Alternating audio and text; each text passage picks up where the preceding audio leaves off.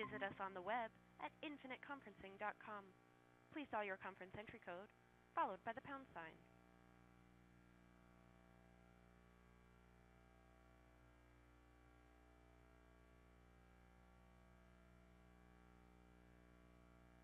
The conference passcode you entered is not valid. Please try again.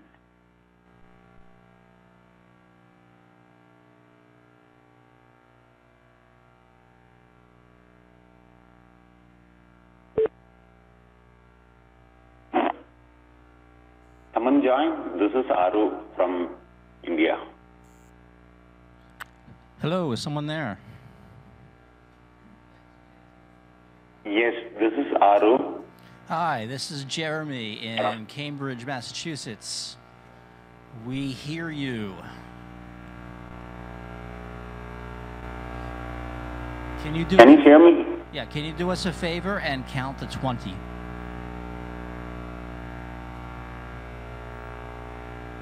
I didn't understand. We need to do an audio test to make sure that you're loud enough in this room. So if you could verbally count to 20. 1 to 20. Right? 1, Yes, 2, 3, 4, 5, 6, 7, 8, 9, 10, 11, 12, 13, 14, 15, 16, 17, 18, 19, 20.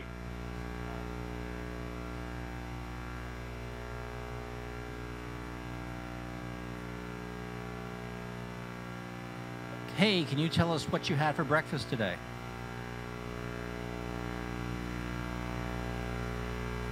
It's Indian bread.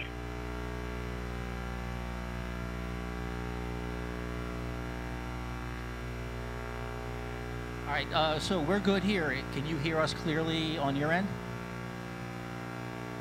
Yes, I can hear you.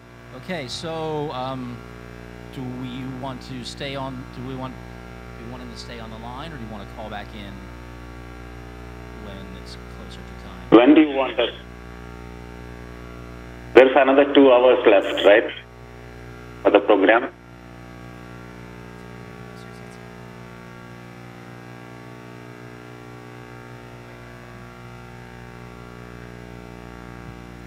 Hi, Aru. This is Kate with the Boston Scientific team. How are you doing? I'm doing good, thanks. How are you doing? I'm doing well. We're glad to hear that you're recovering. I think it does make sense if you call in closer to time. We'll probably need you to be on hold for still a while because we're not going to know exactly when. But I think if we plan for what's reasonable on your end. I mean, do we want to 6:30 the program begins? Sorry, one moment. Okay.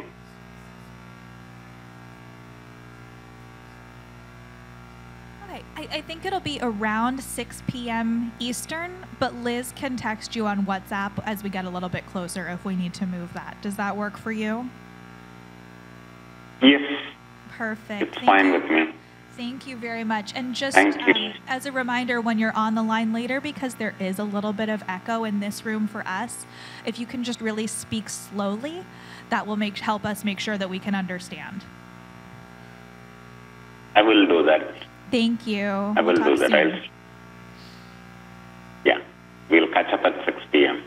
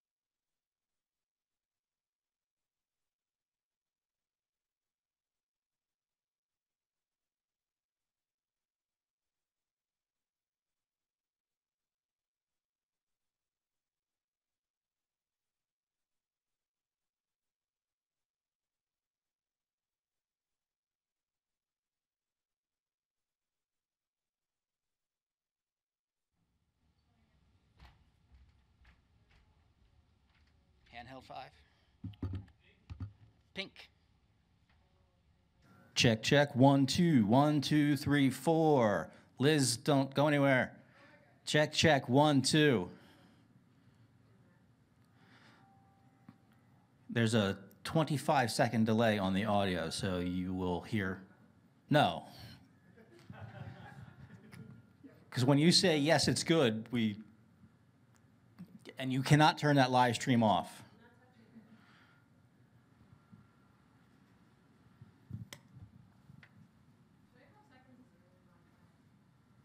It's forever. Ooh, ooh. Are you hearing anything on the player? Did you press play?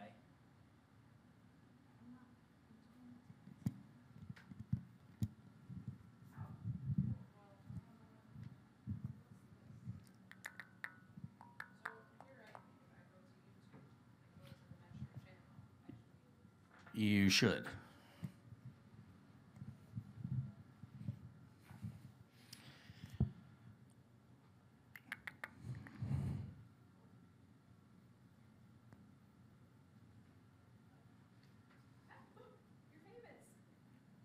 Again? That's me from the past. I was such a different person then.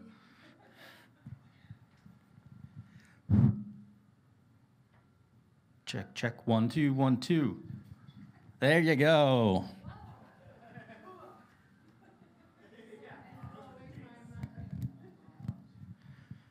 All right, I think I'm good.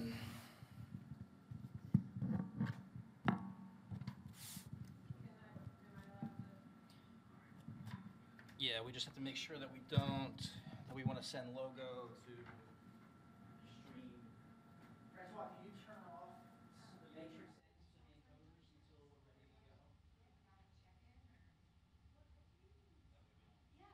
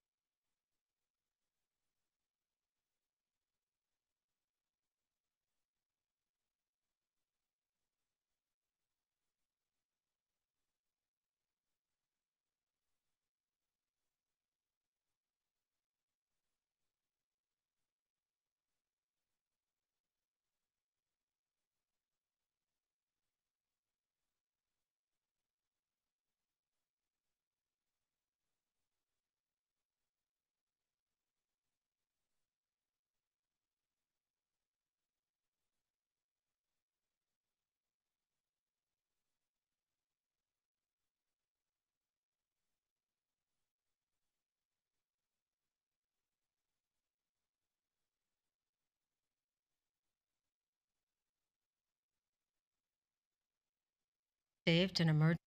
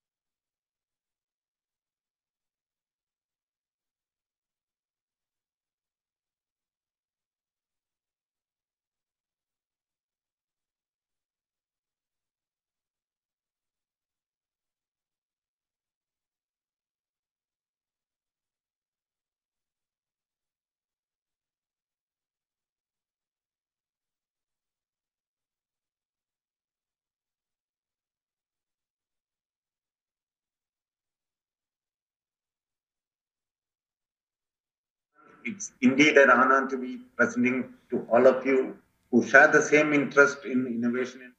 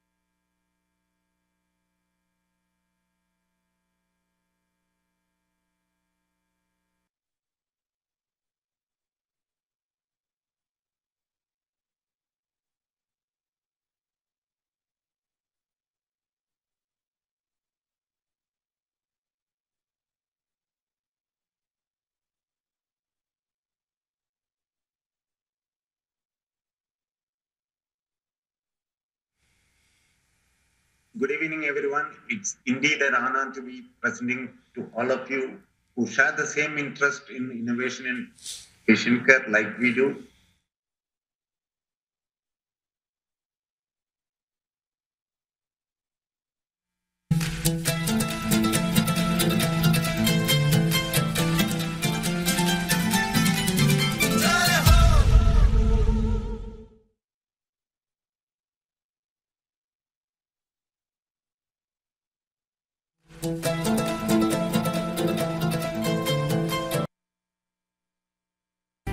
Is the beating of your heart, and I can feel you breathe. It's washing over me, and suddenly I'm melting.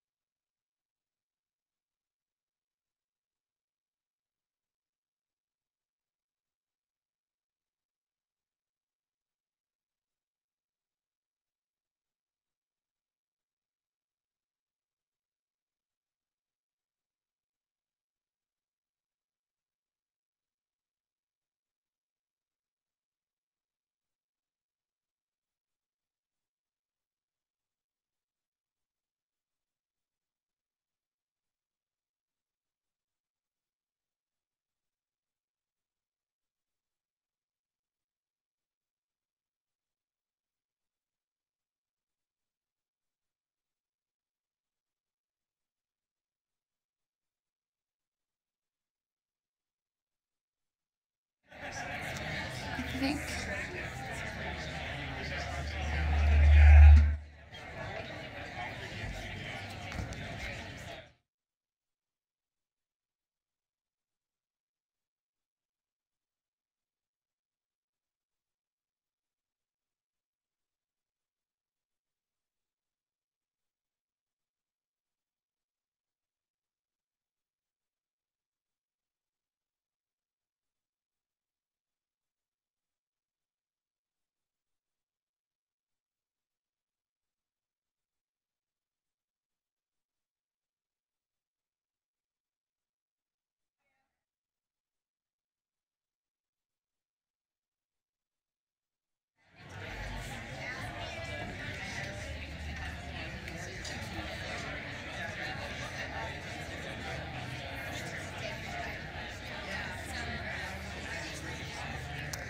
Welcome, everyone. I'd like to invite you to have a seat, the judges as well to have a seat, the presenters to have a seat over here, speakers over here.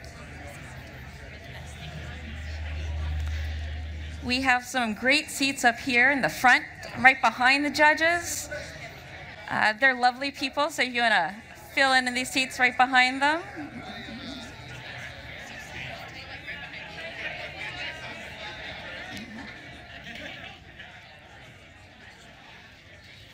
Please come in. You can bring your food and drink with you. Some more seats up here at towards the front.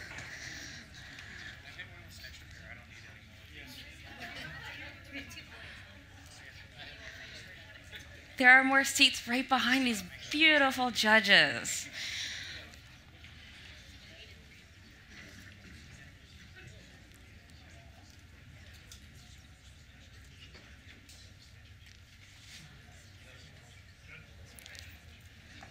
Come on in. I see you at the back, and I'm going to call you out.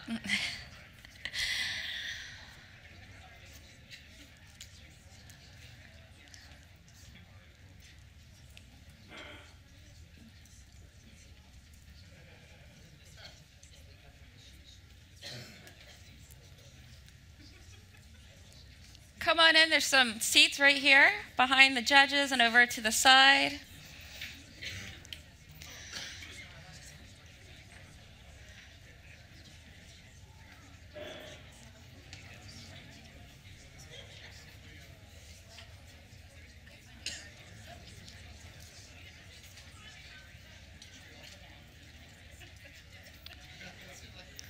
Yep, some seats up here, very front, to the side. Come on in.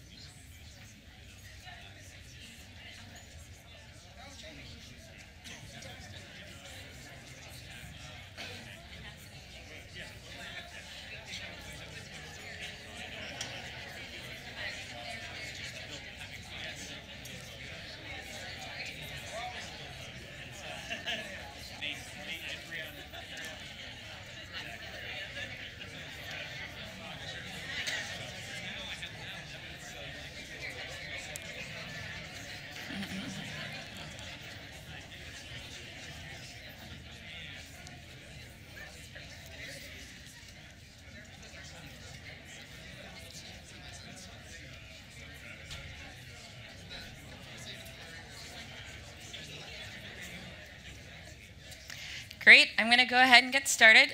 So I'm going to encourage everyone to come in towards the front. Hello. Welcome to the 4th annual Boston Scientific Connected Patient Challenge Pitch-Off, Digital Solutions for Chronic Care. We're honored and excited to see this community growing and growing every year. This year, the challenge is focused on digital solutions for chronic care and how digital health tools have the potential to change the way we approach healthcare at the individual and the population level for better management of chronic conditions. By way of introductions, I'm Jennifer Joe, co-founder of MedStro and MedTech Boston, the organizer of the challenge, and I'll be your MC for the evening. We're so excited that Boston Scientific is invested in the medical innovation community and is the sponsor for the challenge that has culminated in this lovely event this evening. You are about to watch 6 finalists pitch off in Shark Tank style. There will be a winner and a runner-up. The first place winner will take home $15,000 of in-kind services from Boston Scientific and $15,000 of Google Cloud credits. The second place winner takes home $10,000 of in-kind services from Boston Scientific and $10,000 of Google Cloud credits. We all know that innovation in healthcare today doesn't happen in a silo. It's an open dialogue, a collaborative process, and a building of a community.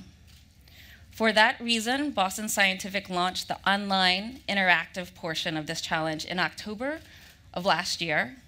So over the last 4 months, clinicians, engineers, scientists, patients, and entrepreneurs from all over the world submitted their ideas for creating digital solutions for chronic care.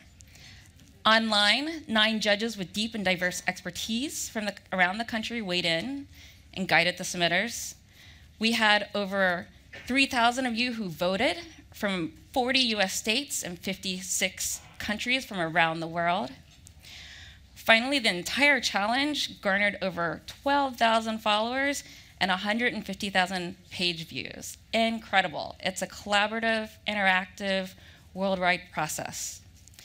Thank you to you, the online judges, Boston Scientific, for contributing to supporting the innovation community and choosing the 6 finalists who will present tonight. Big round of applause.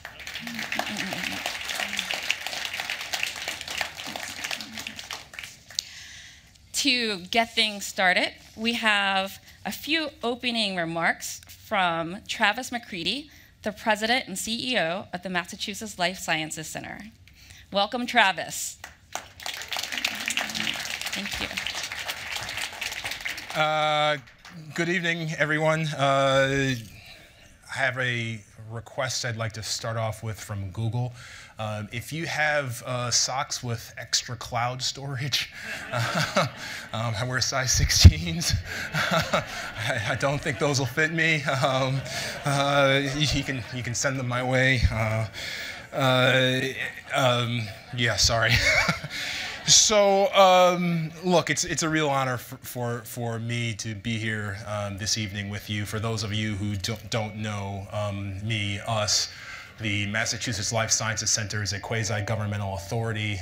We have about $1.6 billion that we have and continue to manage to advance the life sciences ecosystem here in the Commonwealth of Massachusetts.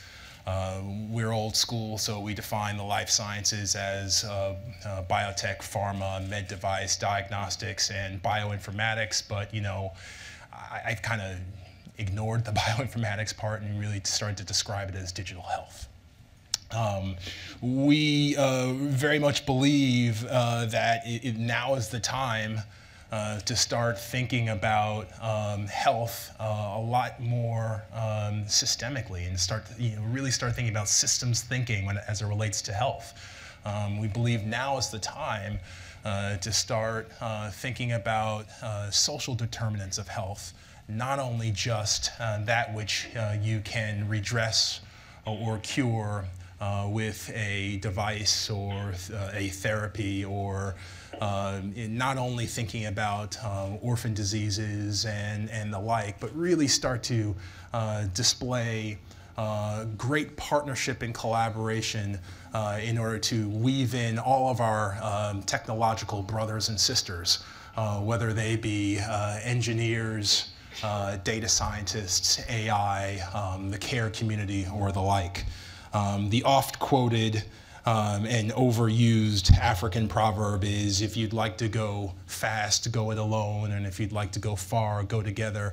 And I can't believe I actually just said that again. Even hearing it at the Academy Awards makes it's like one of those things I never want to hear that phrase again.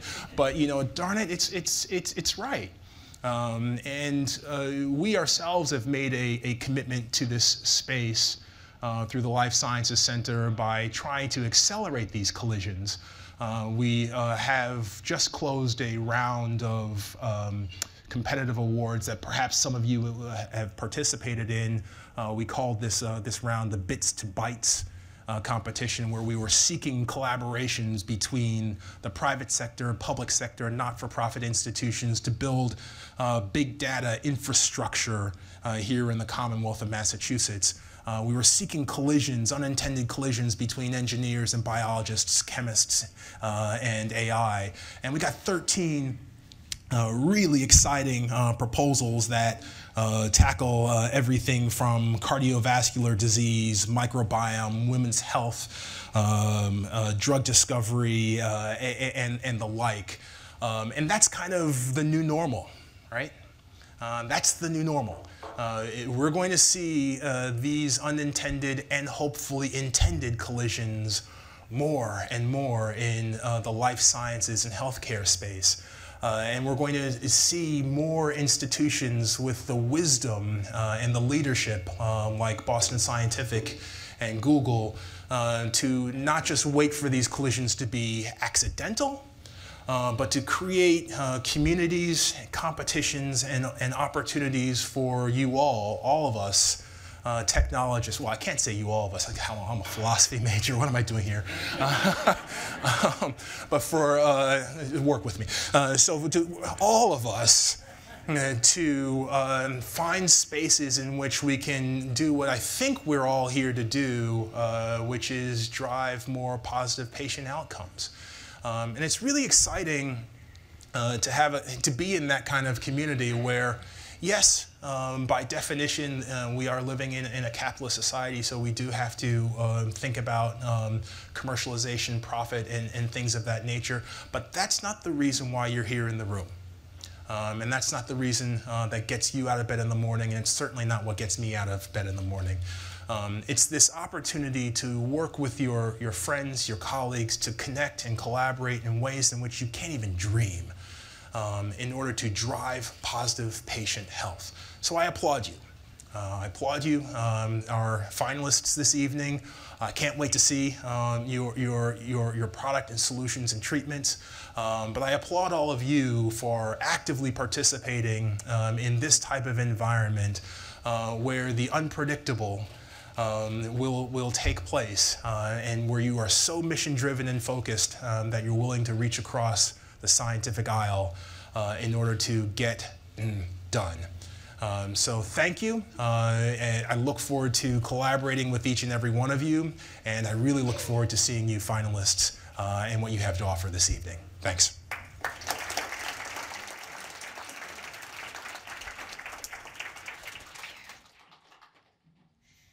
Thank you, Travis. So next, I'm going to introduce the judges. They're sitting right up here. And as I introduce you, I'll start on this side. If you could just stand up and wave to the audience, kind of like Miss America pageant, right? Do we remember those? Great. So introducing our lovely, illustrious panel of judges who are all leaders in their field, driving digital health forward in various places. First, we have Sarah Sassong, who is a principal at Flair Capital Partners. Stand up and wave, Sarah.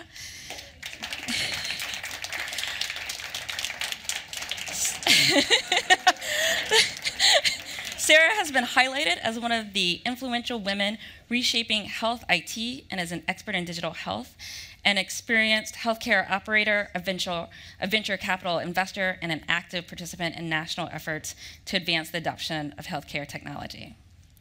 Next, we have Amy Haymans, founder and chief experience officer at MadPal. Woo! Okay, Amy, stand. She is in charge of strategic design consultancy that takes a purpose-driven approach, partnering with clients to deliver social impact and financial return. Joe Corkery, who is responsible for the lovely socks that you see in your seats. Woo! He is the head of product at healthcare and life sciences at Google. He leads a product team focusing on genomics, clinical data analysis, medical imaging, and compliance management, among others. And Dr. David Fagan. David Fagan is responsible for evolving Boston Science. Woo!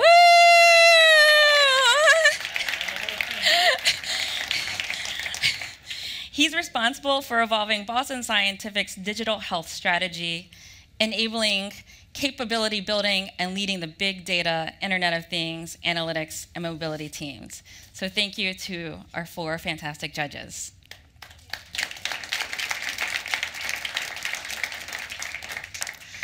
So now we're going to move into the finalist presentation of the event. We have 6 finalists. Unfortunately, one was flying in from India and had an accident on the way to the airport, so he was unable to board that flight. And he was in the hospital over the weekend, so that's unfortunate. He has come out of the hospital, and we were able to contact him, and we actually have a video presentation from India. So we're actually going to ask you to watch this video presentation with the understanding that the internet connection wasn't as great as it could be. And then he will actually be live on the phone to take questions for the judges. So starting off, we will have Aru Sadhumuthi, founder of World, and we will play the video for you.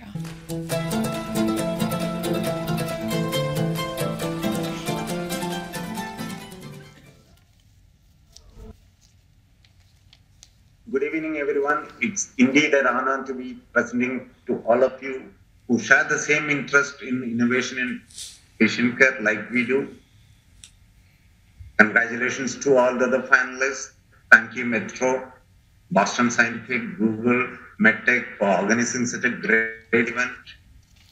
We are a group of healthcare IT professionals passionate about improving healthcare experience. Our solution is all about observing the rhythm of the heart and its changes. Many of those who appear to be healthy all of a sudden collapse, and at the most unexpected time. This is a major issue in our place and wanted to do something about it. What if we could use our analysis skills and see whether we can come up with the possibility of an adverse event happening pretty earlier? We started talking to nearby physician practitioners on our thought. This is where our mission started. Going on to the next slide, 3, went to the nearby clinic, got closer to the patients, and started collecting the ECG details of all critically ill patients. Some of them were on Holter monitor, others were on normal ECG machines. They were there for different illness. Before interacting and started collecting data, we were aware of the complexity of data which we could be getting into.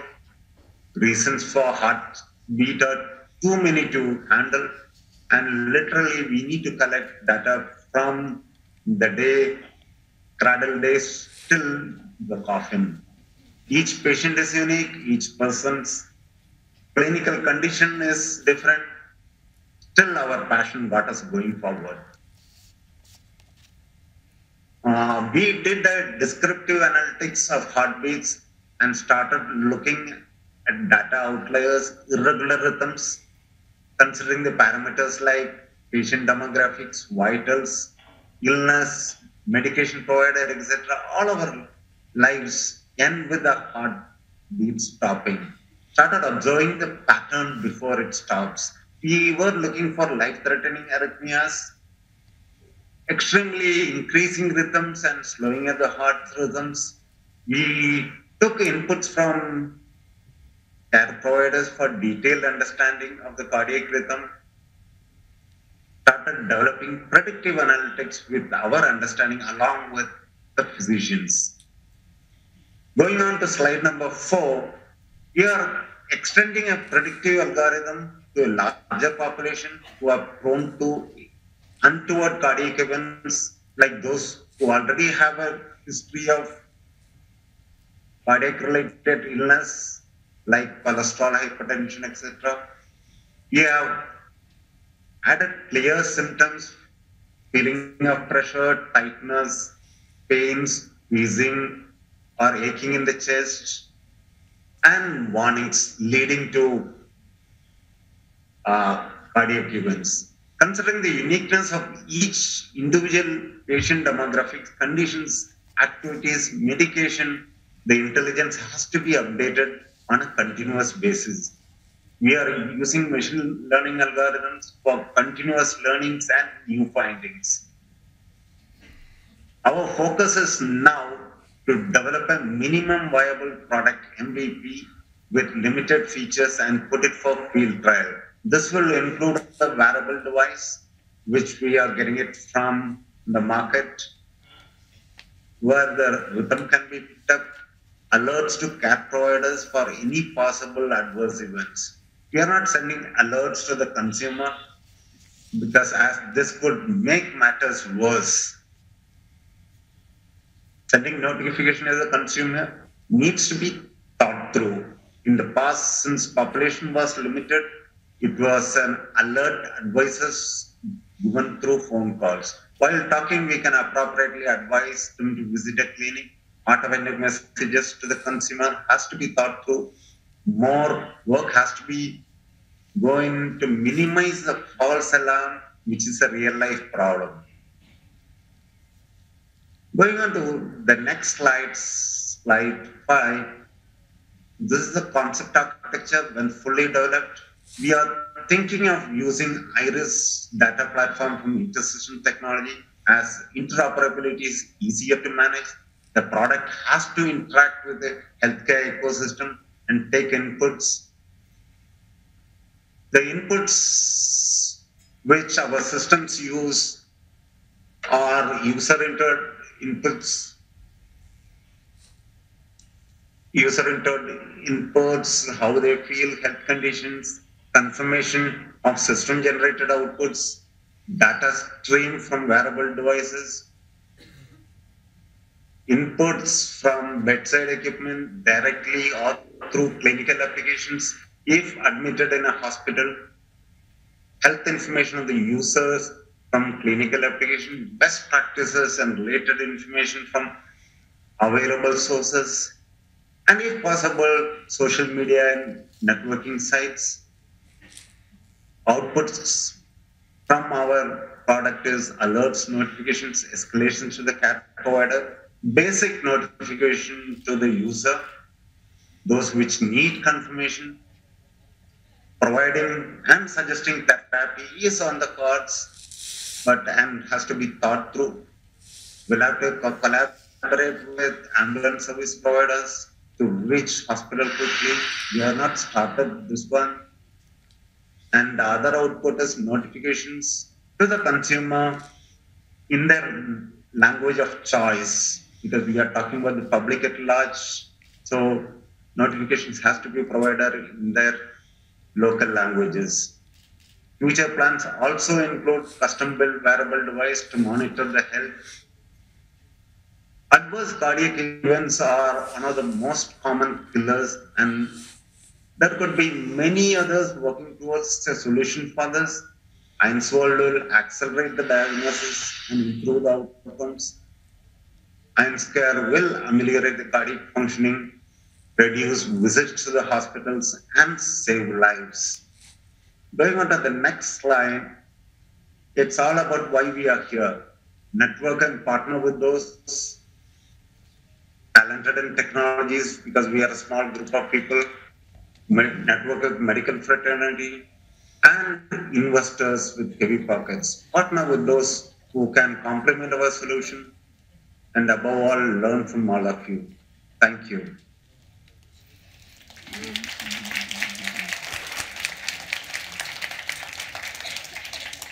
And now we actually have Aru live conferenced in from India. Aru, are you there? Yes, I'm here. Fantastic. Thank you for being available, and we're excited to have you. We have a large crowd who's listening to you, and we have 4 lovely judges who have some questions for you. It's great. Yeah. First, Okay. thank you so much, and we certainly all, I think, hope you're feeling better, and sorry you couldn't be here in person, but really, really appreciate you putting in an extra effort. I also just want to say that it really demonstrates sort of the power of digital innovation globally, right? Where you're halfway around the world, piped in here, incredibly exciting, trying to solve some very significant challenges in healthcare. So my question is really, where are you getting this data, or how are you accessing this data, and how much of this data do you have? What types of data, EMR data, or where do you have this data today? Right now, we are taking it from ECG machines. Hello? Yep. We can hear you. Yeah. We are taking it from ECG machines, wearable devices, and basically the rhythm of the heart, we are picking it up and then do an analysis. Till recently, till 6 to 7 months back, we were doing it manually. Now we have automated it from the wearable device to the mobile, and from the mobile to our server. And do you also have the clinical data from the hospital or the health system? Right now, we are not integrated it.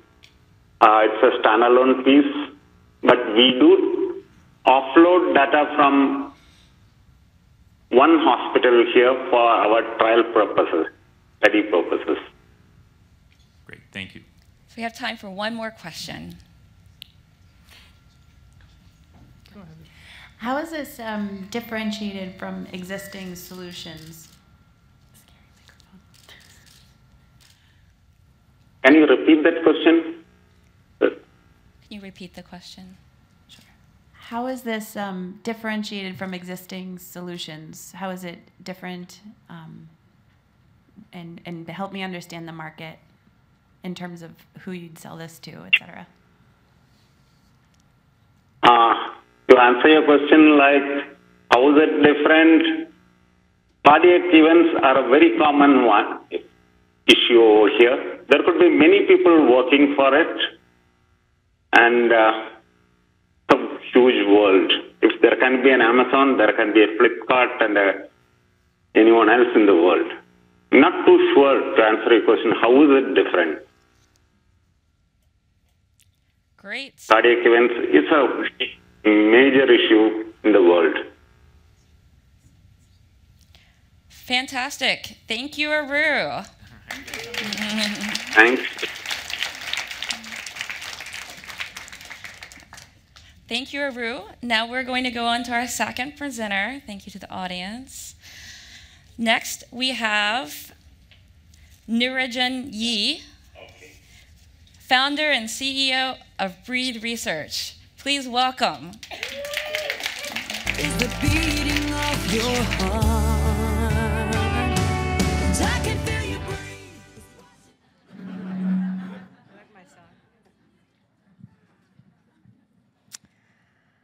All right, I'm Niranjan Yi from Breath Research. Such an honor to be here with you all. Today I'd like to talk about early detection for respiratory attacks and exacerbations using respiratory acoustics and artificial intelligence.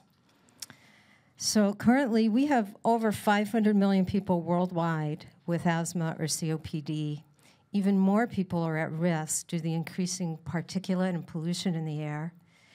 And we spend $130 billion a year here in the US alone. And these high costs are largely due to frequent attacks and exacerbations that turn into medical emergencies.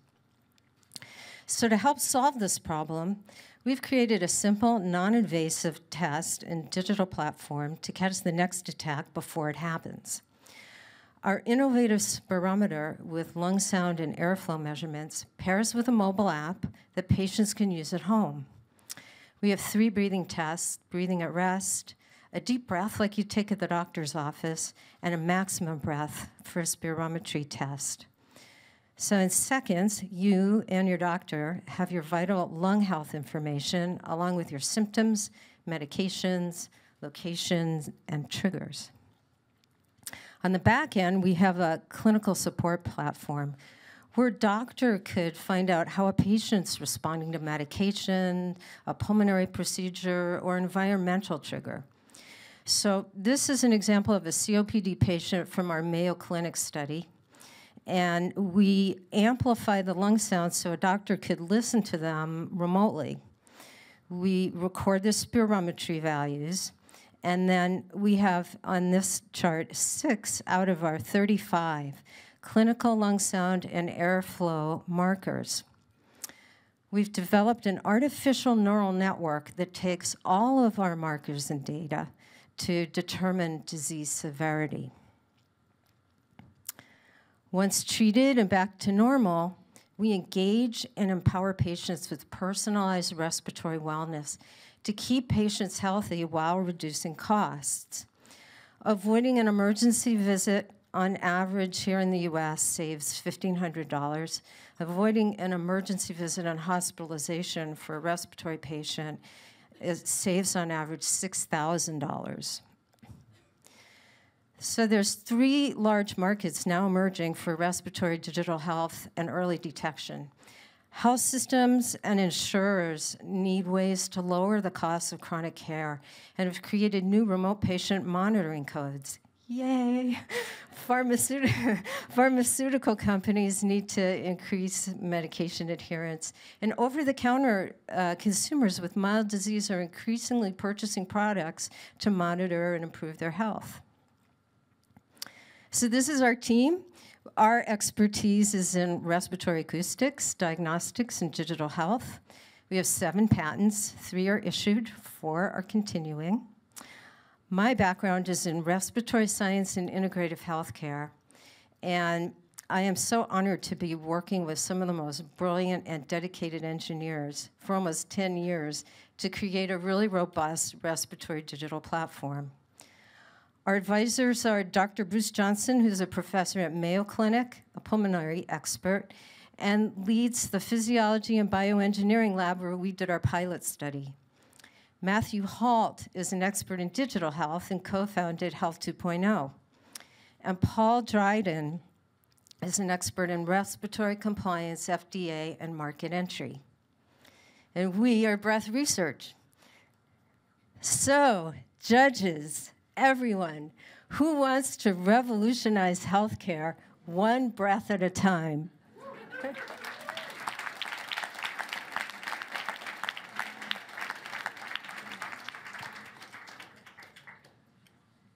Thank you so much. So how does the device compare to the spirometry tools that are used in hospitals today?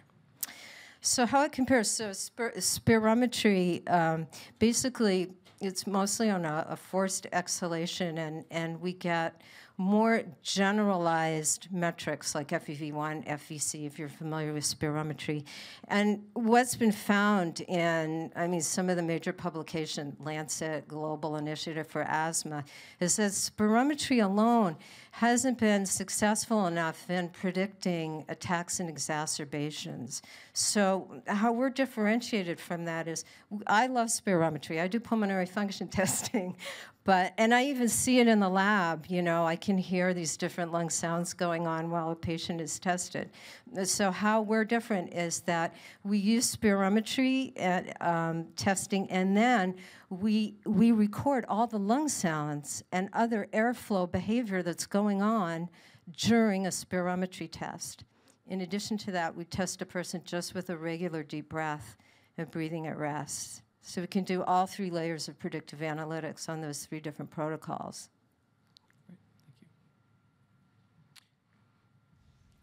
Great presentation, thank you. And thank you for your work in this space. My question is around, in your work with the Mayo Clinic, there are certainly cost savings from the avoided ED visits and avoided hospitalizations. How did you think about direct attribution of that to this intervention? About how we So one of the challenges in cost savings was it really this intervention, or was it a combination of things? Were you choosing the right patients? Was it the right physician? So how did you think about that?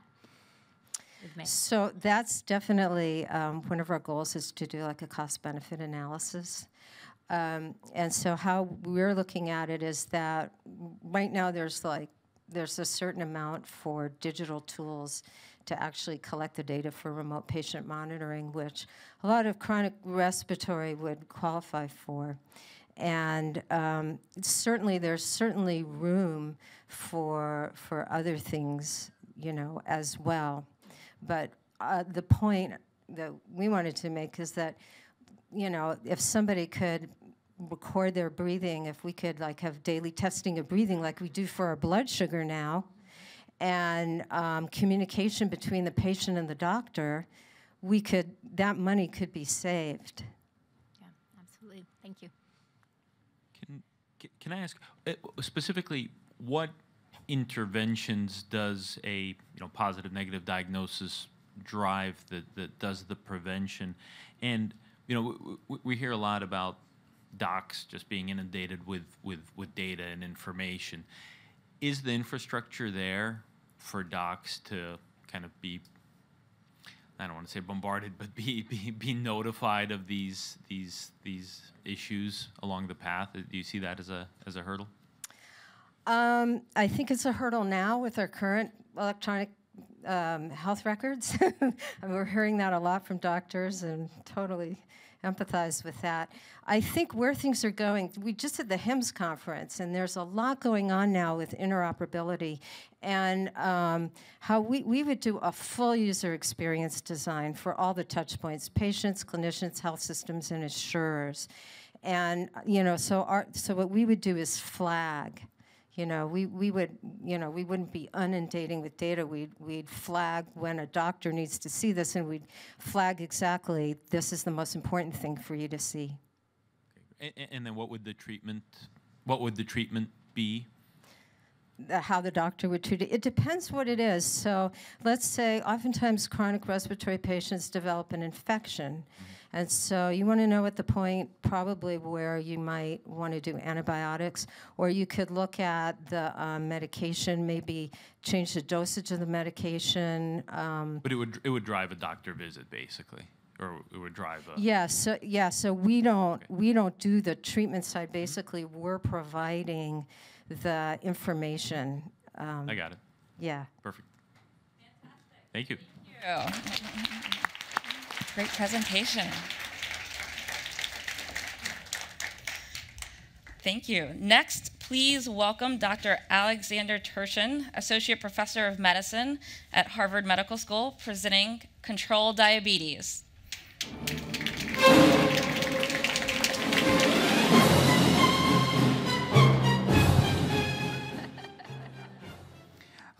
Good evening. So thank you for organizers of this meeting for inviting us here. It's a great privilege to be here. So our project is called Control Diabetes, and it's a natural intelligence mobile app. The pain point that we're trying to solve is that for many patients with diabetes, it can be challenging to keep their blood sugar in check. And this is in part because there are so many factors that can bring your blood sugar up or down. There is pain, there is illness, there is stress, etc. And many people have an idea of what might affect their blood sugar, but what might be more difficult for them is to quantify exactly how much it will affect the blood sugar. So the solution that we decided on was not to have an electronic gizmo tell people what to do. The most powerful computer that we have access to 24 hours a day is right there, our brain. So we're hoping to leverage this incredible resource to empower people with diabetes to take charge of their disease. The way that this is implemented is that the app asks the patient to predict what their blood sugar is going to be at the time and date of their choice. So let's say tomorrow at noon. And then when that time actually comes around, they're asked to measure their blood sugar and to compare reality to their original prediction. And if there is a significant difference between the reality and the prediction, as was in the example I just showed, then the user is asked to explain their reasons for this difference.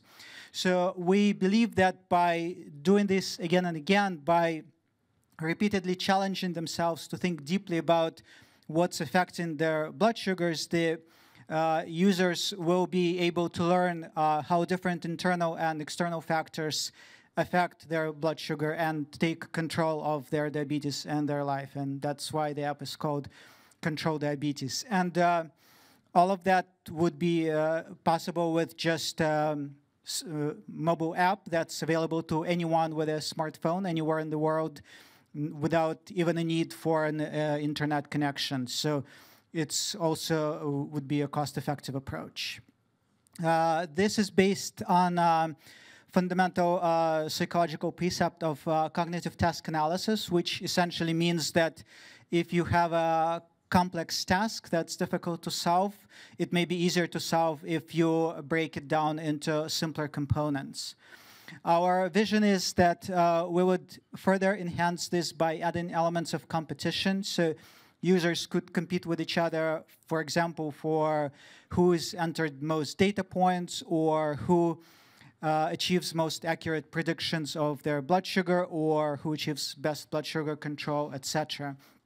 We also plan to leverage network effects, for example, by having a user forum where people could get rewarded by best peer-to-peer advice on how to predict or control their blood sugar.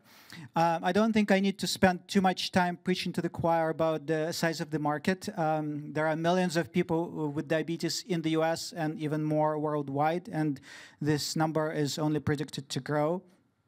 Our business model includes a few different revenue streams. Advertisements are one. Subscriptions for people who don't like advertisements is another. Premium versions with extra features is another. Large employers who may want their users with diabetes to be healthier, their employees with diabetes to be healthier and more productive is another. And the holy grail is when the app is FDA approved to actually have health insurance pay for it. In conclusion, I wanted to thank my colleagues without whom this would have been impossible, including my co-inventor, Dr. Goldberg, and I wanted to thank you for your attention.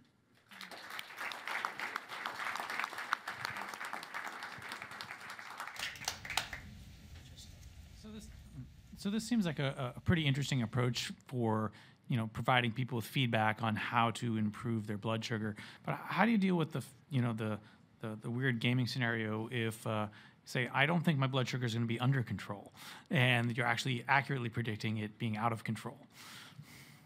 We think that even by doing that, the user will still learn what it is that's going to make the blood sugar go out of control. So let's say they know that they went to a birthday party this evening and they had a large piece of cake, and so tomorrow their blood sugar is going to be sky high. So that way they'll learn exactly how much that piece of cake is going to raise their blood sugar, so how much extra medicine they need to give themselves or how much extra exercise they might need to do to work that blood sugar off. And that will eventually empower them to bring it down.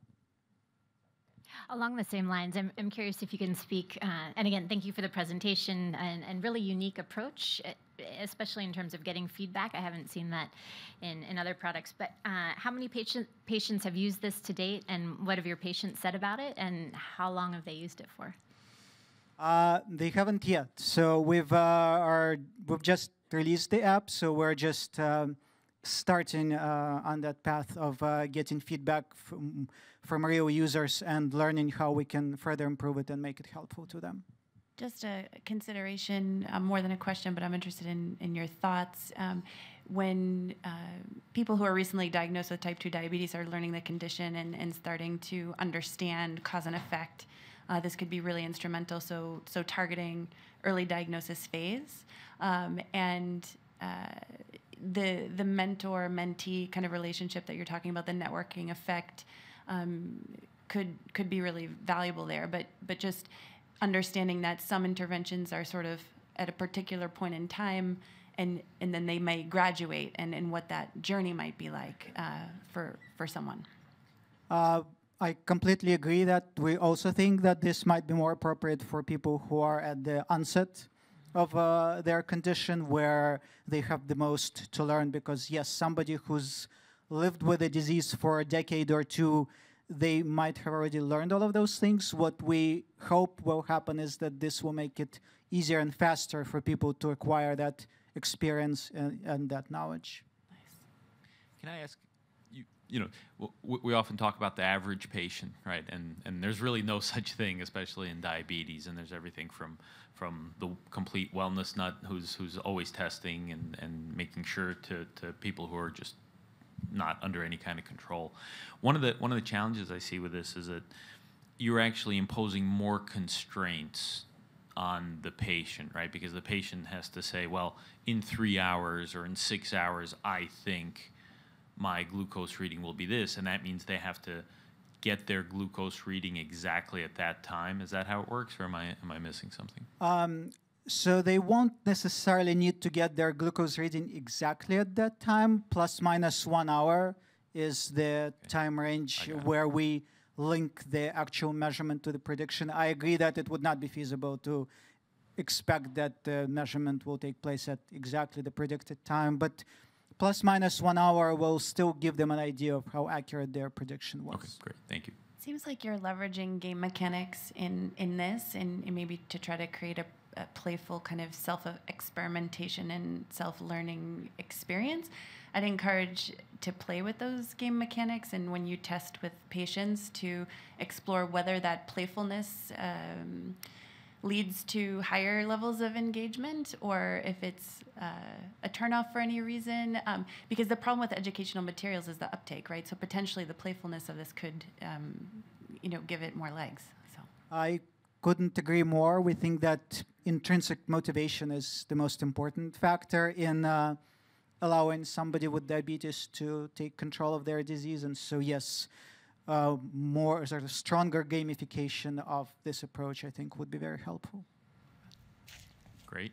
Fantastic. Thank you, Alexander.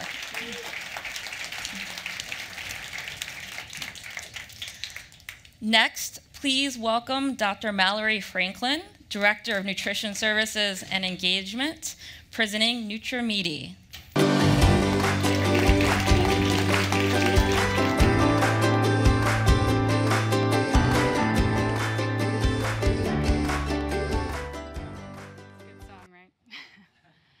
All right, so it's safe to say that every single one of us knows someone who's managing a chronic condition. And this is true because such a large portion of our population has at least one and potentially multiple chronic conditions. It's these conditions that account for about 86% of our annual healthcare costs. Now, what if I was to tell you that there is a solution that can improve outcomes for patients regardless of the condition they have? Sounds kind of great, right? Well, it's not a pill, it's not a device. In fact, it's better nutrition. Nutrition is the fundamental backbone of health conditions. And nutrition care has been part of our healthcare system for the past century. It's a service that's delivered by registered dietitians who are the trained nutrition experts. Now, typically when I talk to people about nutrition, they think weight loss. Yes, of course, weight loss, but in fact, dietitians can provide meaningful support and care for patients with all of the conditions that afflict our society today. So for the sake of brevity, I've just listed a few for you. So despite the fact that nutrition can help with management, prevention, and even reversal of some of these conditions, very few patients actually work with a dietitian. And this has to do with our current clinical nutrition care model. So patients have limited access to dietitians. In some cases, they have to wait up to 8 months to ever work with a dietitian.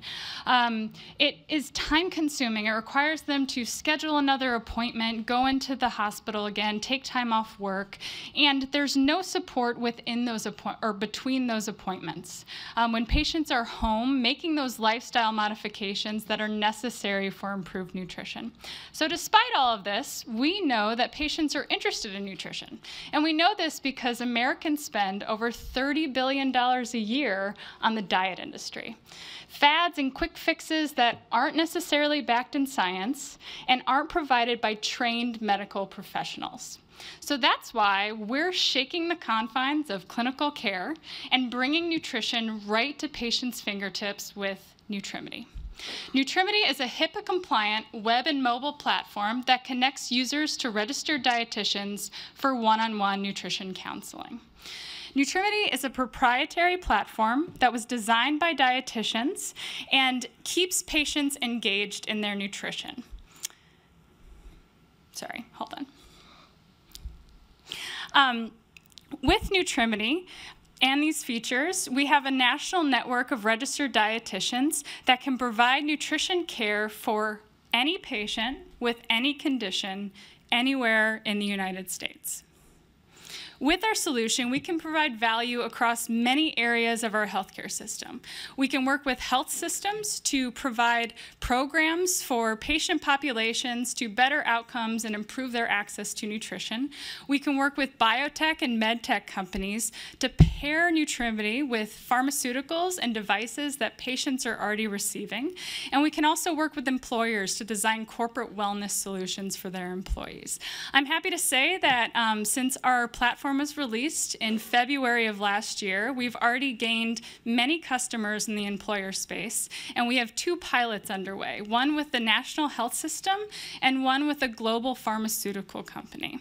So we're really excited about the outcomes of these pilots, but we know that nutrition has been shown time and time again in literature to improve outcomes. So I wanted to take the time to give you some examples of, clinical trials that are out there. So we see with heart failure, reduction in mortality, improved outcomes for patients with chronic kidney disease. It reduces their chances of moving on to dialysis, and reduced post-surgical complications for gastric cancer patients. So in addition to these improved outcomes for patients, we also see cost savings. So it's predicted that if patients improve nutrition by 20%, we could see savings of $47 billion in our healthcare annually. We also see across the board an average of 27% reduction in readmission rates, which obviously saves hospitals money. And employers saw a return in employee productivity and time spent in the office. So with that, I want to thank you for your time. I welcome you to check us out online, download our app, connect with a dietitian, and start living a healthier life. Thank you.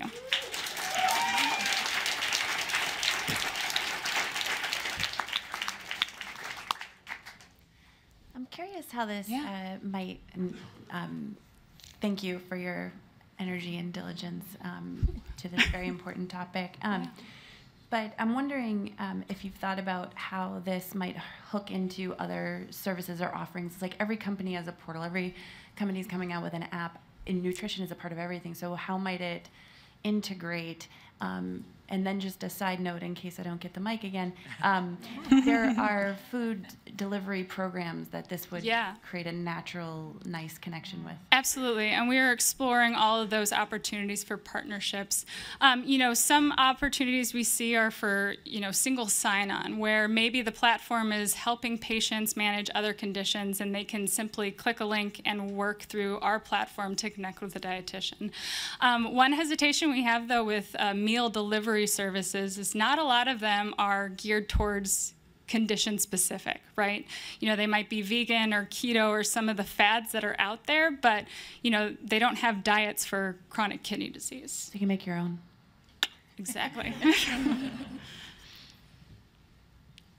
So, this looks like a great way to build this network of dietitians out there for people to access. What else are you providing beyond providing access to the dietitian? Yeah, absolutely. And, because of limited time, and they won't let me go back, but I had the list of features. So Nutrimity, as I mentioned, is designed by dietitians. So yes, you get that one-on-one connection with the dietitian who's going to support you, but you also have a photo meal log. So you can track what you're eating and give the dietitian a more realistic view of what you're having, rather than me saying like, hey, it's been a month. What did you eat for the last month, right? There's also instant messaging. You can share files with your dietitian, and we have personalized content in the form of blogs and recipes on the platform as well.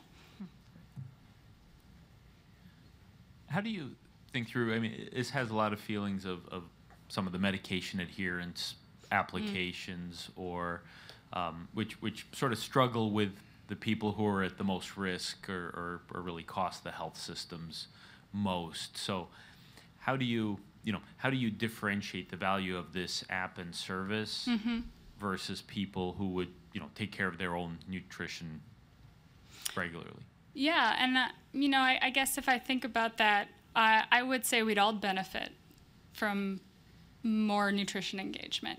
So instead of putting it in the patient's hands, really giving them a useful tool. I mentioned that we know they're interested. They're spending a lot of money on alternative solutions.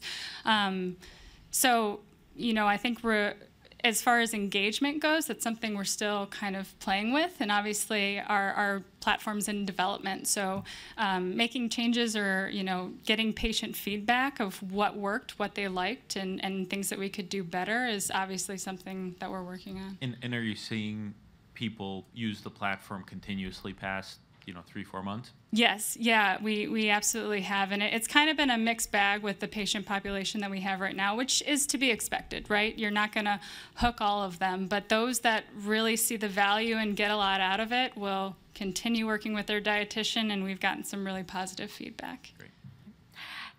So I won't get the mic back, but again, along the lines of other product ideas, I think also thinking about children would be, I as a mom of an 8 and 3-year-old, I may not be motivated to change my own nutrition, but I'm motivated to train them to be healthier adults in the future. So I think that would be really interesting. That's what gets me most motivated these days. Oh, that's wonderful. But I think, I've been really excited to have some nutrition coaching a few times in my life, and every time I've been sort of disappointed in it feeling very flat. Even when they reviewed food logs, it didn't feel at all personalized. So I'm wondering how you're thinking about that. So whether it's cancer or diabetes or whatever the chronic condition is, how is that really being tailored for your patients? Absolutely, and I want to hit 2 points. So from your point from a mother's perspective, we do have a new expecting program that we built out. I didn't talk about today, but it's for prenatal nutrition for moms that are expecting, right? They're a very motivated population. But to your point, our platform, as I mentioned, we have a national network of dietitians, and much like MDs, they're cross-trained across many conditions, but they typically specialize. They work in one area that they get really comfortable with and good at.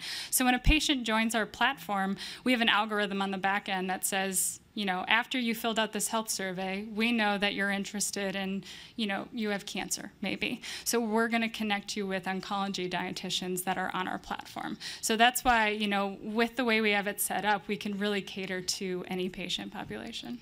Thank you. Thank you, Sarah. Fantastic. Thank you.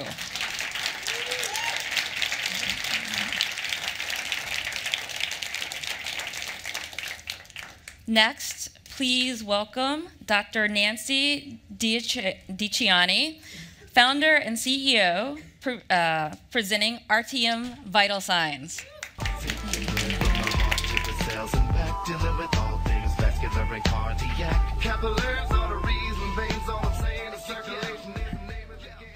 Thank you very much. As you might have heard, the song said the heart is the most important part. Almost all of you probably know someone, maybe yourself, who takes medication for high blood pressure or hypertension. Cardiac care, cardiovascular disease, is the #1 killer of people globally. It also represents the largest single cost in U.S. healthcare. There are over 100 million people taking blood pressure medicine today. Hypertension is the most correctable risk factor for heart attack, for stroke, for kidney failure. But yet, most of the people that are taking blood pressure medicine today are actually only in the optimal range about 60% of the time. So poor control of blood pressure is a critical problem. It's also true that we have very limited knowledge and understanding of exactly what happens in the body immediately before an adverse cardiac event. This is what RTM is addressing. 2 things. We are developing a continuous blood pressure monitor for ambulatory high-risk cardiac patients. It will also add to the database of knowledge in cardiac care. Our miniature implantable device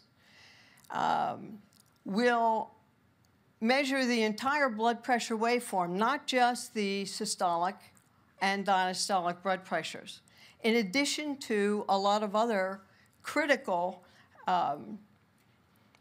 critical issues that dictate cardiac health. Our device can capture, store, transmit, and download on demand the data without any patient interference at all. We have a key team here. Jeff Joseph is the founder of Animas, which was an IPO and then purchased by Johnson & Johnson for over $500 million. Denise Devine is a serial entrepreneur, and she has taken various products to market through joint ventures and licenses through companies such as Novartis. In my background, I've started and built businesses inside large corporations such as Honeywell and Rowan Haas, now Dow Chemical. We're also working with Certec Medical, who is a key player in engineering in implantable devices, and we're doing our animal work at Jefferson Hospital in Philadelphia. We've talked to a lot of cardiologists and gotten their input on this. In fact, some of them have already invested in RTM. We've done initial animal studies with center mock-ups for almost a year. We have 1 patent issued, 2 patents have been granted claims, and we have 12 others in the queue. Our fully functional devices will be in animals sometime in the second quarter of this year. The cardio market is absolutely huge, and that already includes some 3 million Americans who have implanted cardiac devices already. A good initial focus would be stroke survivors and people with very resistant hypertension. These are the people at highest risk, and these are the people that right now are not monitored in any way because most of them are ambulatory. The majority of the existing ambulatory devices on the market are limited and have a lot of drawbacks. The RTM device is designed specifically to address those drawbacks. Once we prove the reliability of our device, our intent is to partner with or sell to a company with expertise in the cardiac space that can take our device through human studies and into commercial application. Our unique cardiac device will help people, ambulatory patients, at high risk for cardiac disease and connect them with care that they don't currently have. We are at the forefront of the transformation of healthcare from reactive to proactive. Thank you. Can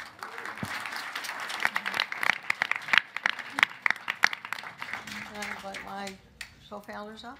Absolutely. So, Jeff and Denise. Thank you. How, this is obviously an invasive implantable device. There are emerging devices that are non-invasive. So how do you see this being sort of a frontline diagnostic therapy for that population as opposed to the non-invasive devices? We've had the pleasure of testing, my name's Jeff Joseph. Nice to meet you. We've had the pleasure of testing the watches that are out there that claim they can measure blood pressure. I don't know if anyone has used their smartwatch, but anytime you have motion, you get motion artifact and you get errors even just in the heart rate measurement. We have 2 publications that are out that show that the blood pressure measurements are not accurate at all. Our device works on the concept of tonometry, which is a proven technology. We've miniaturized it. People in the 1950s tied off the peripheral arteries, the internal mammary artery, thinking that it would improve ischemic heart disease. It did not, but this is the level where we would put the sensor, and basically the surgeons were able to do that with 0 complications. You get not just the numbers, but the waveform. 1,000 people per day in the US die sudden death. So the pattern leading up to that death is currently unknown.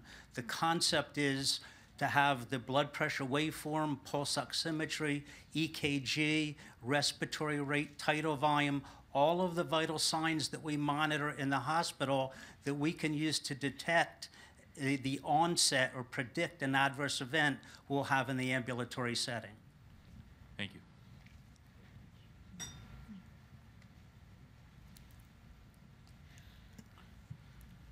So where is the data going? Like how are you collecting the data from the device? Basically, it'll go from the internal device to storage in the body. The ability, if someone has an arrest or an event in the outpatient setting, the paramedic or emergency clinicians can download the data very easily. It also, when it recognizes basic patterns, it'll transmit to the person's cell phone, and that data can be easily transmitted to a central monitoring station.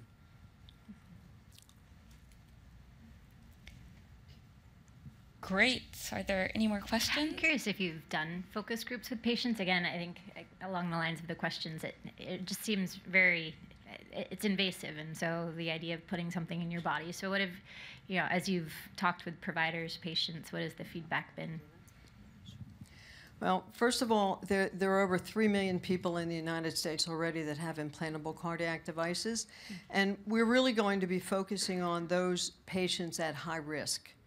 And so given a choice of not knowing if you're having a problem and being under continuous monitoring on a real-time basis, I think we'll overcome some of those fears. I'll add to that. I sit on the board of a health system that's a cardiac center of excellence, and we've talked to many cardiac surgeons there, and they said if you can really deliver this data, it will change the whole standard of cardiac care. Very helpful, thanks. And this came up before, but and you kind of touched on it. But if something is going awry, how often is the data being put where, and who's monitoring that, and what's the intervention like? Similar to, I'm an anesthesiologist, and the concept of anesthesiology is to monitor people in real time, continuously, and to recognize patterns leading to an adverse event, recognize it, and then prevent that adverse event. The goal is to use machine learning, artificial intelligence, to detect those patterns leading to those adverse events. I'll give you an example. My 91-year-old father, I take his blood pressure once a week, totally out of the blue, normal blood pressure 120/80. He's 240/140. He would have had a stroke or a heart attack that weekend if it wasn't recognized. Again, 1,000 people per day died sudden death. Millions of people have MIs and strokes. Hypertension is the leading cause that's preventable, correctable cause leading to those adverse events.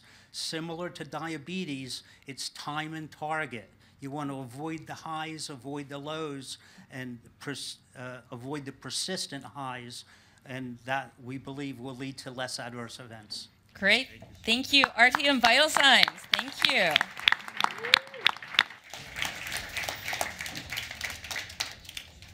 Finally, our final presentation of the night.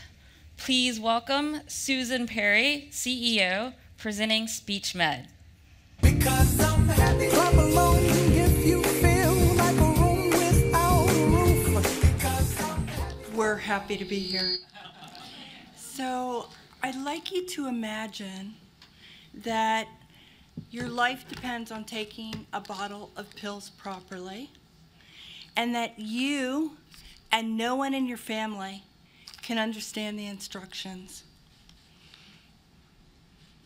What happened? That's what happens with 90 million people in the United States. We have a proficient health literacy rate of 14% among native-born Caucasians. 1 in 5 of us goes home to a family that speaks a language other than English. And yet, at every touch point in healthcare, we expect people to read well. We expect them to read well in English. NIH says that poor health literacy is a stronger indicator of a person's health than just about anything. I'd like to talk about my mother-in-law, Giselle. She was very well educated. She spoke 5 languages fluently, but she only read French well. She went into Baptist Hospital, where we now have a pilot. She was given instructions to stop taking her anticoagulant and her hypertension medicine and start 2 different prescriptions. When she got home, my niece greeted her. My niece doesn't speak a word of English. She filled the prescriptions, added them to the schedule, and 5 days later, she was back at Baptist Hospital, 16 weeks in intensive care, a bill to the taxpayers of over $500,000, and she eventually died. I wish I could tell you that that was uncommon, but while I'm up here, statistically 2 or 3 other people will die from a medical mishap due to miscommunication. So how do we solve that problem? SpeechMed reads patients in a very simplified form their medical instructions in the language that they understand. We've built an enterprise system that can be used at a hospital, a patient portal at home, then the patient app, which is not device dependent, and finally a caregiver app that we're in beta testing for that will allow caregivers while they're at work to monitor what's happening with their loved ones. A quick explanation of what we're doing at Baptist. So patients go in, if they have pre-surgery instructions, they're given them. They take a little tablet home. While they're in the hospital, they're given multilingual videos, explainer videos, work plans, and during the time that they stay at the hospital, they can leave secure messages back and forth for the doctor, all in the language of their choice. And at discharge, could you imagine if my mother-in-law had gotten second instead of the first? So they're given all their medication reminders with an actual picture of the pill that pops up in the language of their choice, asked to say that they've taken it, and it's archived or sent to a caregiver. And during follow-up, of course, they continue to get their information. I'm not going to talk about the market because you probably know better than me. We have a paid pilot at Baptist Hospital. It's currently in 1 department. It's going to go to all 13 hospitals in the second quarter. Coming in May, we're doing a 20,000 patient project in the city of San Antonio. And we have a partnership in India now that we're working with 3 hospitals in Pune. Our team, I'm very proud of them. We worked in hospitality first. So we built the first audio digital restaurant menu in the world. We worked out a lot of the problems with voice and language platforms while we were there. So we're absolutely the team to solve this problem. We've received about 21 awards, innovation awards, or significant write-ups in the last 18 months. And I want to thank you very much. Remember, we're one world with many languages, and we're working on building a new communication platform for healthcare.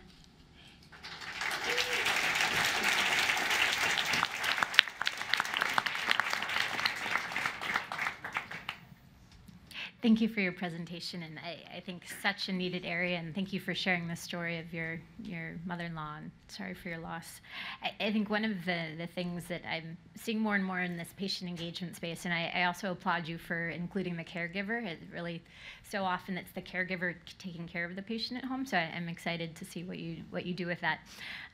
Curious, oftentimes people have different learning styles, so I'm curious how you've thought about that. It's not just language, but also how a patient takes in information, and also if a patient has symptoms, what sort of feedback loop is there for them to check in on questions? Can you hear me? Okay, so audio becomes very, very important for people that don't read well, and we've noticed that, especially with our senior patients, not only do they have the ability to listen repetitively to instructions if they need to, but they seem to respond very well to audio instructions. Go ahead. So do you translate into lower literacy levels for English, and how are you approaching onboarding with smart device as a dependency? Do you print out, or as an interim? I hate paper as much as the next person, but so during the pilot that we're doing right now, we upload all of their written discharge into our cloud so that they can access that too. But what we try to do is simplify those things that are vitally important to keep them healthy, like medication adherence, appointment reminders, maybe instructions that the doctor has given that are specific to them walking, reminders about when to take their blood pressure. So they have kind of an unlimited amount of information available, but we try to keep it simple. Also on the tablet, because many of us live in a family where maybe 2 languages are spoken, my mother-in-law, if she had gone home with our tablet, she could have listened to all her instructions in French. I could have pressed one button, listened to everything in English, and Marie, who helped her all the time, could have listened in Spanish. Everybody's on the same page. So how are you doing the translation? Are you doing it in real time? Is it, So it depends, we did work in voice and language platforms for a long time, so real-time translation for medication reminders is not going to work because you would actually have to have a person there. So in certain circumstances, we've built scripting so that we get 100% medication reminders and accuracy. And then in other areas, we use real-time translation. So it just depends. Like we have a little part of the application that allows the patient to leave a message for their doctor. We're not too worried if a word or two is slightly off, but we'd be very concerned if it's a medical instruction. So how are you validating the quality of the translation?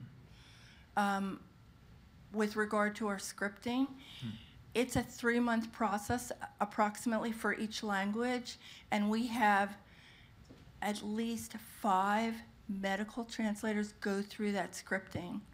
So we can validate it that way. Thank you.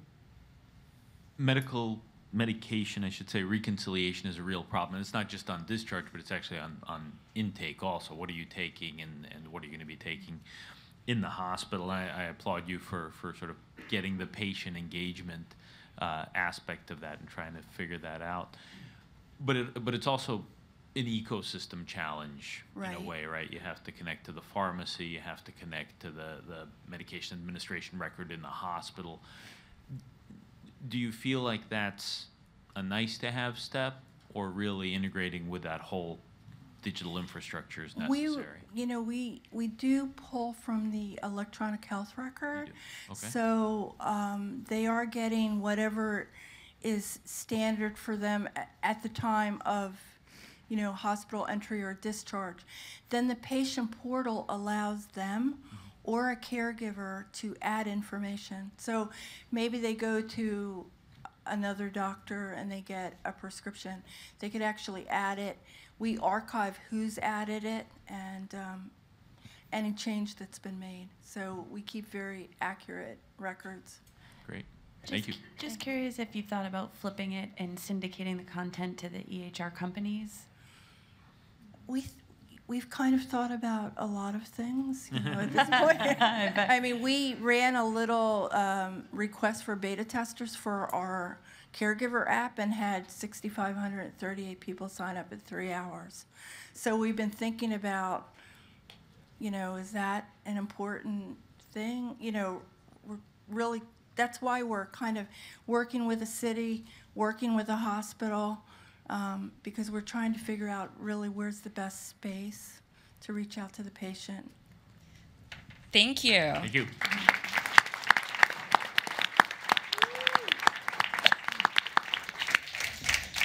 Thank you, everyone. Thank you to the 6 finalists. At this time, we're going to have the judges tally their scores, talk to each other, but not too much, and finalize everything. Liz is going to come by, tally the scores, and we're going to announce the 2 winners immediately after. We have some fantastic remarks from Jody Eddy, Chief Innovation Officer at Boston Scientific, who is going to tell us what's on the horizon for innovation. Please welcome.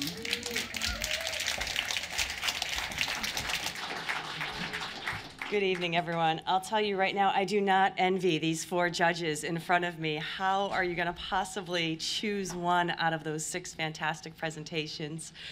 So good evening, everyone. My name is Jody Eddy, and it is my honor and my privilege to serve as the CIO of Boston Scientific. Boston Scientific is an incredibly innovative medical device company with the mission of advancing science for life by delivering life-saving medical products to patients around the world. We have over 13,000 products. We operate in over 125 countries, and we proudly treat over 30 million patients every year. So tonight I want to continue on this theme and talk about innovation, something that's incredibly important to all of us. So of course, innovation, or meaningful innovation, as we say at Boston Scientific, is a key ingredient to our success. There are 3 fundamental innovation concepts that we impress upon our teams. Nailing these 3 concepts help us do innovation really well. So let me share them with you. The first concept is focus. So as we've seen here tonight, digital innovation is fueling shifts in the medical device industry, or in the healthcare industry. The pace of innovation in digital is tremendous, but it's not enough to go faster. You have to go faster in the right direction. At Boston Scientific, focusing on category leadership is our strategy. Category leadership means going deep in specific areas that we choose to engage. It's not being all things to all people, but focusing on the things that have the greatest impact. So as innovators, we start with the question, what is the need? And we stay focused on the need through the entire innovation process. We know that asking people what they want won't always necessarily get us to the right answer.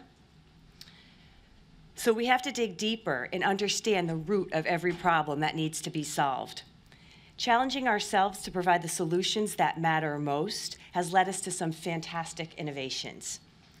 So for example, we've developed batteries in our implantable devices with the longest projected longevity on the market, packaged in devices 11% smaller than other manufacturers. This helps patients go longer in between their implants. So instead of having the device have to be replaced every 5 years and going into a surgery, they can last years longer than that.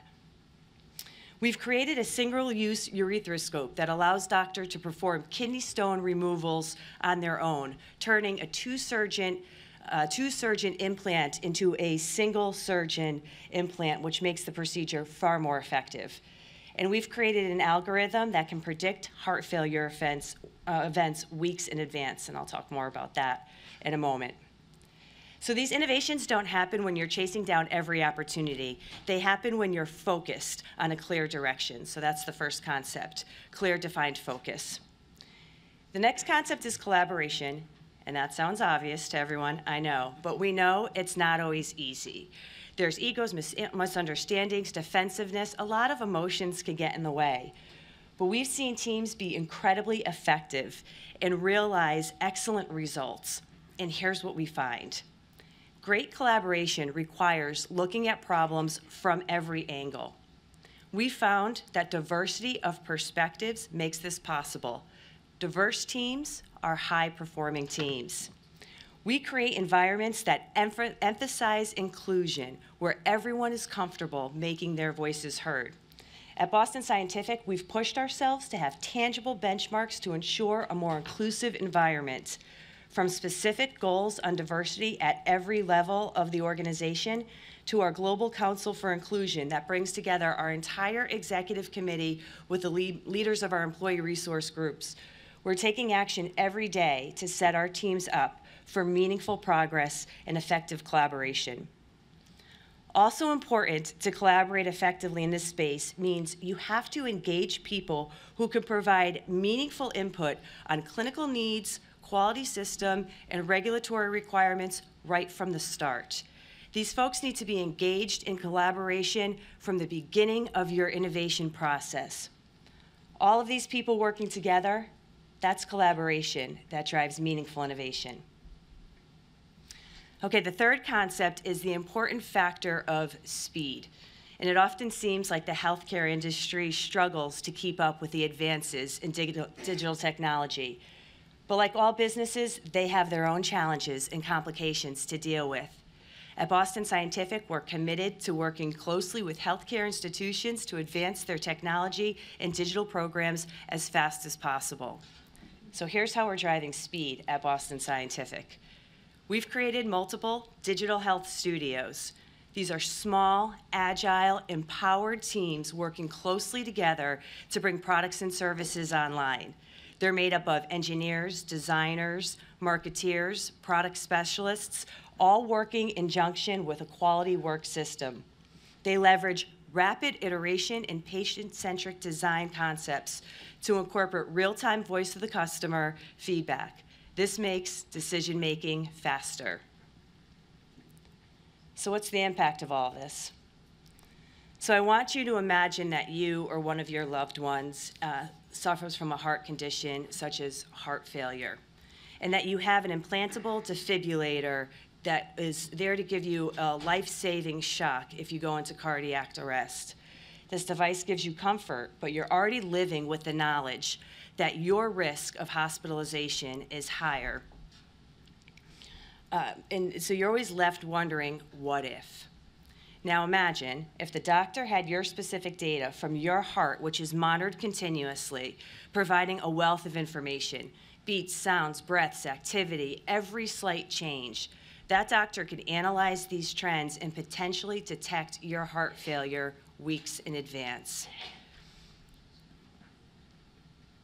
The doctor could work with you to provide specific therapies, specific activities to help you avoid a potential hospitalization in the future.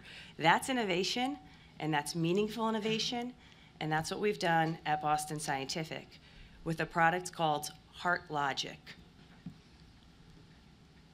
HeartLogic Heart Failure Diagnostics moves from reactive care to proactive treatment. HeartLogic leverages data from implantable cardiovascular devices, which are highly sensitive to detect potential heart failure events. HeartLogic notifies clinicians weeks before an event can happen. Now, as a next step, we're working on ways to make this data more available to the patients so they could be comfortable seeing their own status and monitoring their own data. So you can see why speed's important to us. So that is meaningful innovation, and you've seen so much great meaningful innovation here tonight. What we're all here to celebrate tonight, what we've all devoted our careers to, is innovation that is meaningful and that is life-changing. We're fortunate to work in such an incredibly interesting field. So as we return to our jobs tomorrow, we should think about the importance of keen focus, of effective collaboration, and about driving towards improved speed and excellence. And then our work will more favorably impact patients around the world. I thank you all for being here tonight. I thank you for your focus, and good luck to all of the contestants. I can't wait to hear what the judges came up with. So let's hear it. Thank you. Would you like to stay at the... Fantastic, thank you. We are getting ready to announce the winners. I'm going to ask Jody to stay up here. I'm going to invite Travis onto the stage. That's you. Thank you to our fantastic judges, who I'd also like to invite onto the stage at this time. while we get ready to announce the winners. So this event has been amazing. I'm super excited to be a part of it for the 4th year. Big thank you to Boston Scientific and the key team that helped to bring this together. I'm going to just call them out because they're so fantastic and invite them to the stage as well. Dr. Kate Taylor, Boston Scientific Global Innovation Program Manager.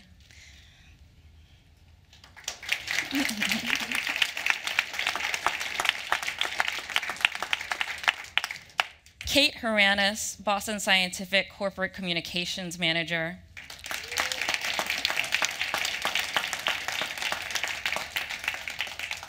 Dr. Mark Bowden, Boston Scientific Senior Research Fellow.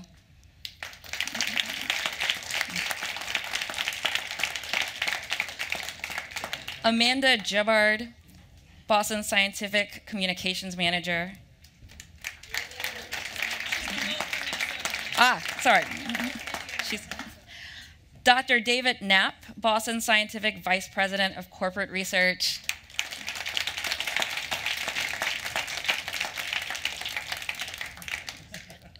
And you guys are good. Okay. You have to be in the light. Randy Scheistel, Boston Scientific Vice President of Global Technology.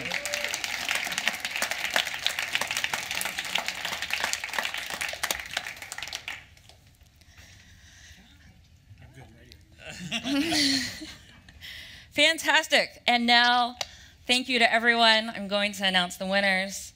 The 2nd place winner, congratulations to Breathe Research. Is the beating of your heart. I can feel you breathe. It's washing over me. And suddenly I'm melting in. And before I announce the winner, I just want to remind everyone that we are going to take a lot of photographs afterwards and gather towards the stage. So participants, finalists, please do not leave. And we also have a fantastic dessert reception immediately following, so please enjoy that.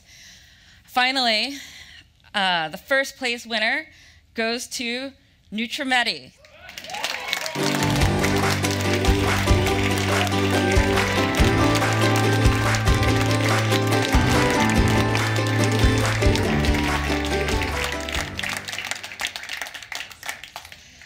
So big applause. Thank you to everyone for being a part of this. And that concludes our event.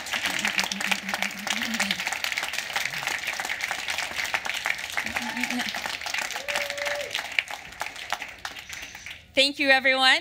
And if you want to talk to people, please stay around or enjoy the reception. We're going to take a lot of photographs.